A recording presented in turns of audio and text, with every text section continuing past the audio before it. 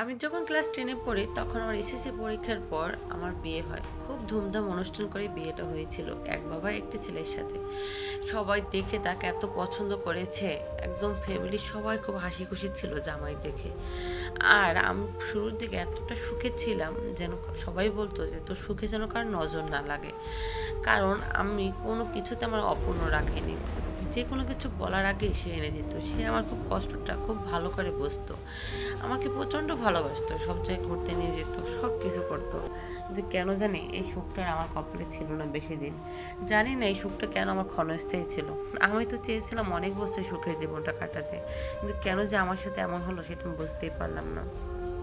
আমার হাজব্যান্ড এপ্রিলের 16 তারিখ রাতে আমার সাথে কথা বলছে।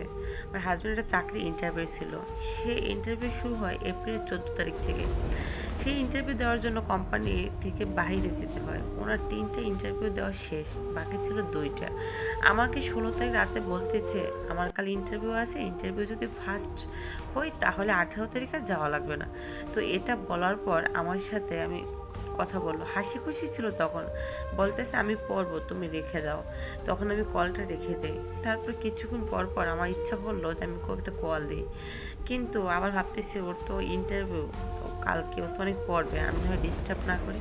তারপরও আমি তাকে বিরক্ত না করি, পড়তেছে পড়ুক, যদি ফার্স্ট হয় তাহলে তো 18 তারিখে আমাকে সময় দিতে পারবে, এটা ভেবে আমি ফোন রেখে দিই।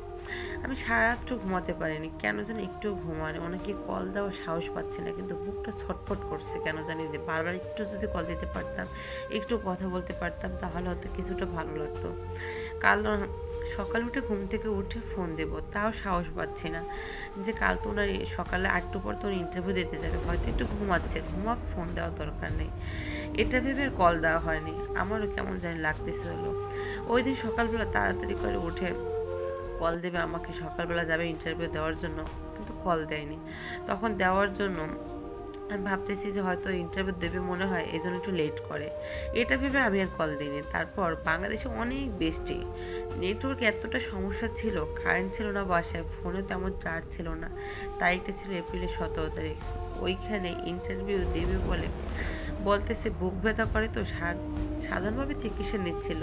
তারপর হসপিটালের উদ্দেশ্যে যাওয়ার পথে আমার হাজব্যান্ড শেষ নিঃশ্বাস ত্যাগ করে, অথচ তার ইন্টারভিউটাও দেওয়া হলো না। আর আমার সাথে তার ওটাই ছিল লাস্ট কথা। আজকে 52টা দিন হলো আমি তার সাথে কথা হয় না। এটাই আসলে আমি তাকে এতটা মিস করি, জানি না। যে আমি ভাবতেছিলাম সে দিন শেষে একটা ভালো জবে প্রমোশন পেয়ে সে বাসায় আসবে, তার জন্য কত প্ল্যান করে রেখেছিলাম, কিন্তু আল্লাহ আমার সেই সুখটা কপালে রেখেছিল না।